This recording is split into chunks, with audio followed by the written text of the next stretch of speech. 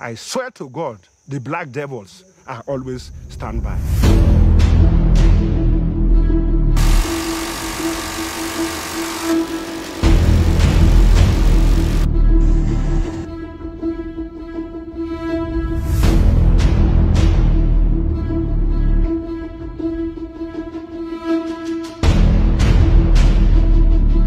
If you make any move, we'll kill your man.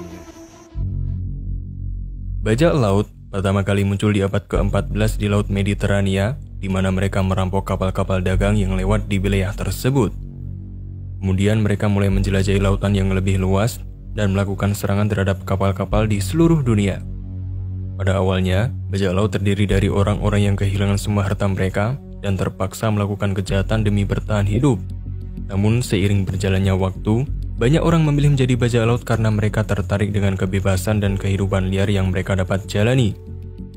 Beberapa bajak laut terkenal di masa lalu termasuk Blackbeard, Henry Avery, dan William Kidd.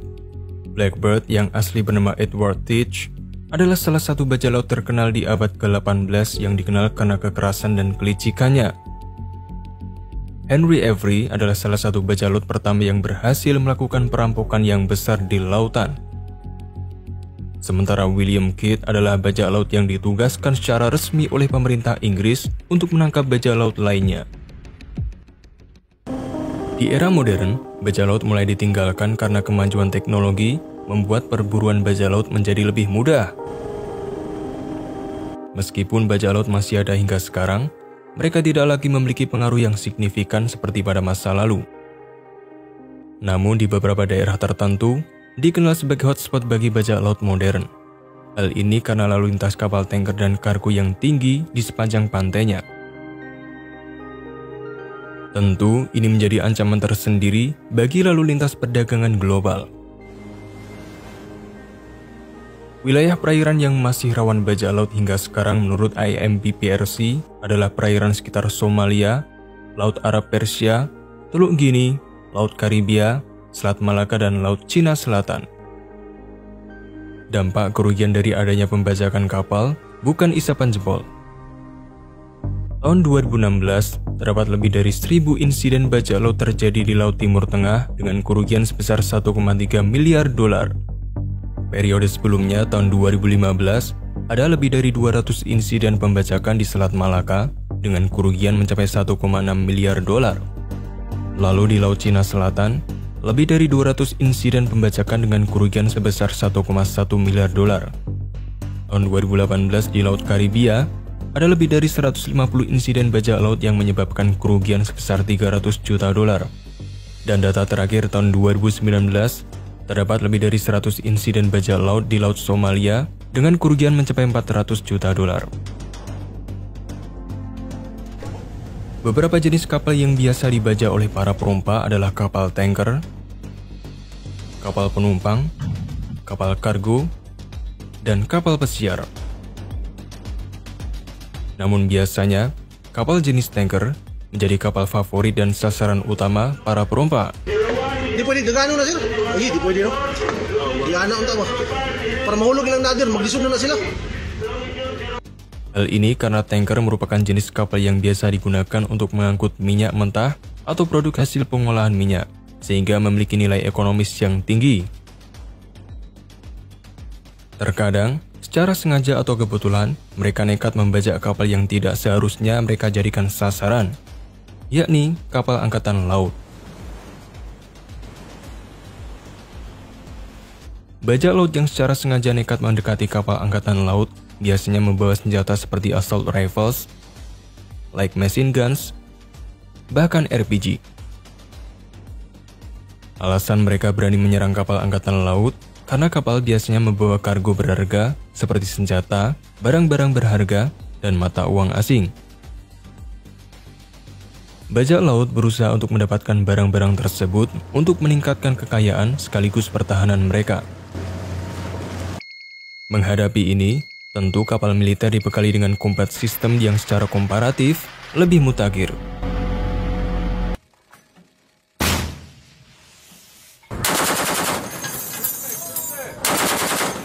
Saat kapal perang tahu bahwa mereka menjadi sasaran bajak laut, para kru akan merespon dengan menyalakan semua sistem pertahanan dan keamanan, termasuk mengaktifkan senjata dan peralatan elektronik untuk menghalangi serangan bajak laut. Tak terkecuali US Navy. Mereka menggunakan beberapa jenis senjata untuk melawan bajak laut, seperti senjata kelas rifle dan machine gun.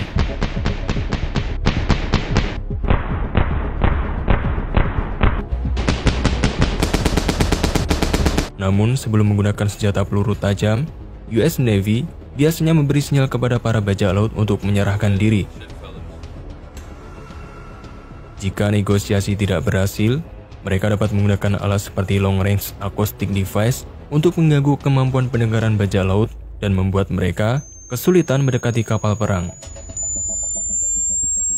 Senjata elektronik lain juga digunakan, seperti jamming device dan radar jammer untuk mengganggu komunikasi dan navigasi.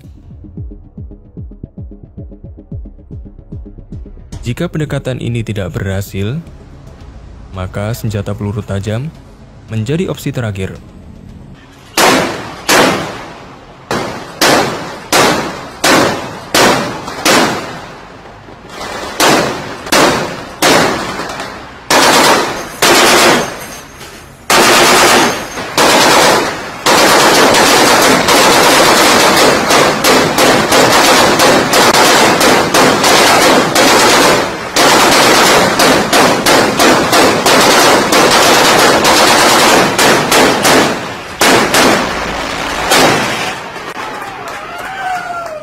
Beberapa kapal angkatan laut dibekali dengan sistem senjata jarak dekat seperti Phalanx.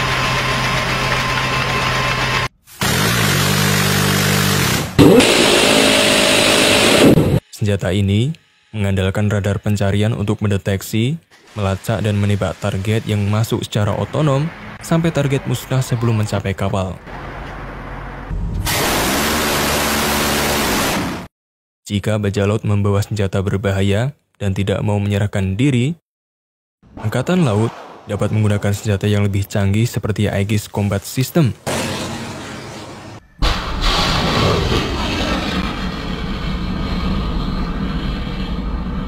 Ini adalah sistem perintah dan kontrol lanjutan yang menggunakan komputer dan radar yang kuat untuk melacak dan memandu senjata guna menghancurkan target musuh.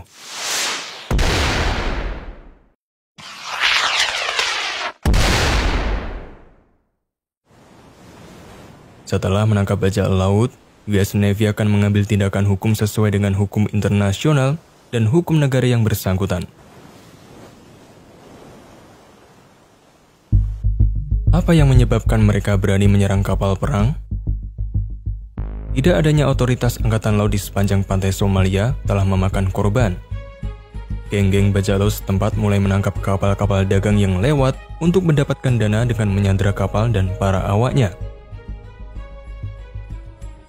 Seiring dengan keberhasilan mereka, para perompak menjadi lebih berani. Mereka mulai merampas kapal-kapal bantuan PBB, bahkan menyerang sebuah kapal pesiar.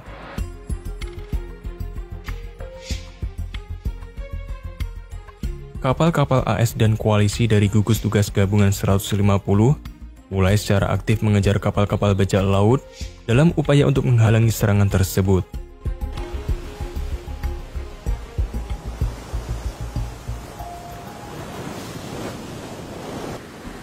Saat dalam operasi memburu bajak laut, kapal US Navy mendapatkan penyerangan oleh bajak laut pada 18 Maret 2006. Insiden ini terjadi ketika bajak laut Somalia menyerang bukan hanya satu, namun dua kapal perang milik US Navy yang tengah beroperasi dalam gugus tugas gabungan 150 di perairan Somalia.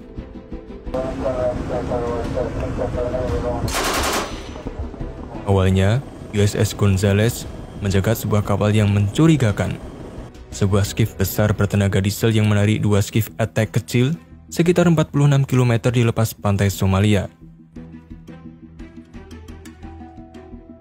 Bersama dengan USS Cape St. George, kedua kapal destroyer mendekat dari jarak 64 km membuntuti para perompak hingga fajar. Sesaat sebelum matahari terbit, kedua kapal US Navy mengirim sepasang bot karet dengan membawa tim khusus untuk menyelidiki. Upaya tim untuk naik ke atas kapal bajak laut dibatalkan ketika para bajak laut mulai menembaki mereka dari jarak yang sangat dekat. Tim SUS bereaksi dengan membalas tembakan dan mundur ke kapal. Para perompak mengejarnya, kemudian menembaki kapal US Navy dengan RPG dan assault rifles. Karena jarak yang terlalu dekat bagi kapal untuk mengeluarkan senjata utama, kedua kapal destroyer membalas perompak dengan tembakan senjata kaliber kecil. Skiff bajak laut yang besar terbakar oleh peluru pelacak kaliber 50 yang ditembakkan dari USS Gonzales. Sedangkan kedua skiff kecil lainnya menyerah kepada USS Cap St. George setelah melihat induknya terbakar habis. Dalam aksi ini, 1 bajak laut terbunuh dan 12 bajak laut berhasil diamankan.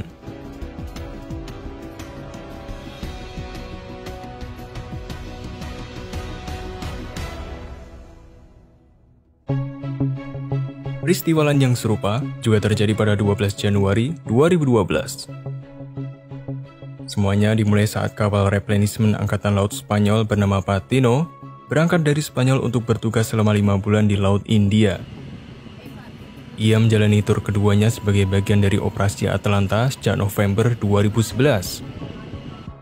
Patino ditetapkan sebagai kapal induk armada yang membuatnya bertanggung jawab secara signifikan terhadap kerangka kerja Operasi Atalanta. Tanggal 12 Januari, Patino berlabuh setelah mengawal kapal program pangan dunia yang membawa bantuan kemanusiaan ke Mogadishu, Somalia.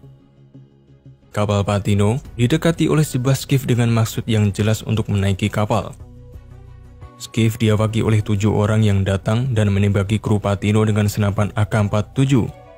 Pada waktu ini, mereka tidak tahu bahwa Patino adalah kapal Angkatan Laut Spanyol. Patino terkena 50 peluru di lambung dan cerobong dalam baku tembak yang berlangsung hingga 2 menit. Kru kapal membalas tembakan dengan persenjataan ringan. Namun ketika para perompak semakin mengganas, para pelaut Spanyol mulai mengeluarkan tembakan pertahanan diri yang memaksa perompak melarikan diri. Mungkin lewat tembakan ini, para perompak baru sadar bahwa mereka salah sasaran. Skiff berisi bajak laut itu dikejar oleh salah satu helikopter SH-3 Sea King Patino sejauh 2,7 km.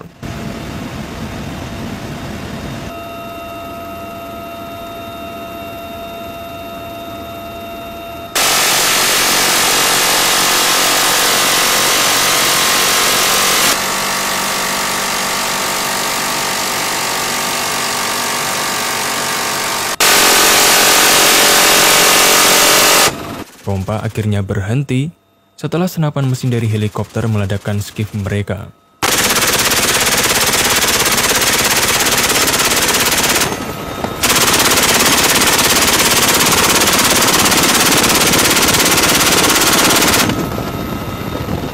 Personil Spanyol berhasil menangkap 6 orang perompak yang mengalami luka serius, sedangkan perompak ke-7 tewas dalam baku tembak.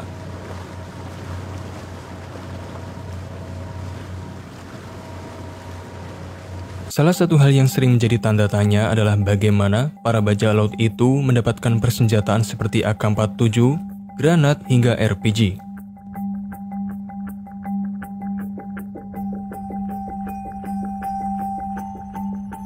Somalia merupakan negara yang tidak stabil, sehingga mudah bagi para bajak laut untuk mendapatkan senjata ilegal.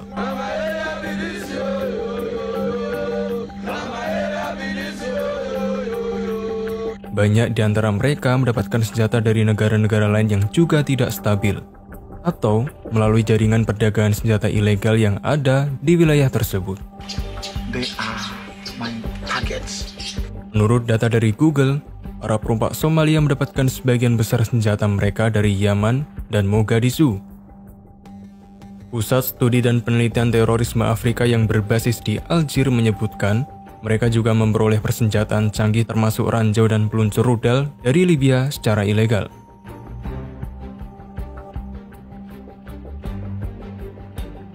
Setelah penguasa Libya Muammar Gaddafi dibunuh oleh pemberontak di negara bagian Afrika Utara, persenjataan dari gudang senjata yang lengkap di Libya masuk ke pasar gelap.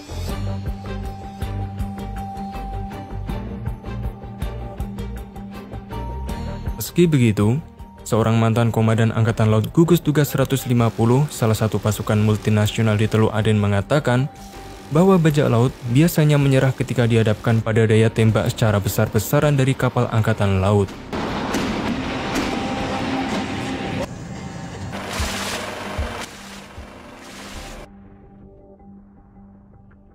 Lalu, yang menjadi tanda tanya besar berikutnya adalah dari mana bajak laut ini mendapatkan pendanaan? I will direct you where to drop them. I don't use bank, just straight. Okay, take the money to so point. My men are there to collect the money. Don't go with army. Don't contact the police. If you do, we are watching you. If you make any move, we kill your man. Yeah. Selain dari tebusan, pencurian dan penjualan barang-barang yang mereka curi, bajak laut sering mendapatkan pendanaan dari pengusaha lokal. Bahkan, whistleblower telah mengetahui bahwa laporan internal rahasia di jaringan penegakan kejahatan finansial Departemen Keuangan Amerika Serikat menyimpulkan bahwa para perompak didanai oleh ekspatriat Somalia dan Emirat yang berbasis di Dubai. Bajak laut mungkin masih ada di beberapa tempat di dunia, tetapi tingkat keamanan perdagangan di laut global telah meningkat secara signifikan selama beberapa dekade terakhir. Banyak negara telah bekerja sama untuk memerangi bajak laut dan meningkatkan keamanan perdagangan di laut global. Selain itu, teknologi yang semakin canggih juga telah membantu dalam memantau dan mengawasi aktivitas di lautan. Inilah akhir dari episode kali ini. Terima kasih telah menonton dan nantikan episode Now berikutnya.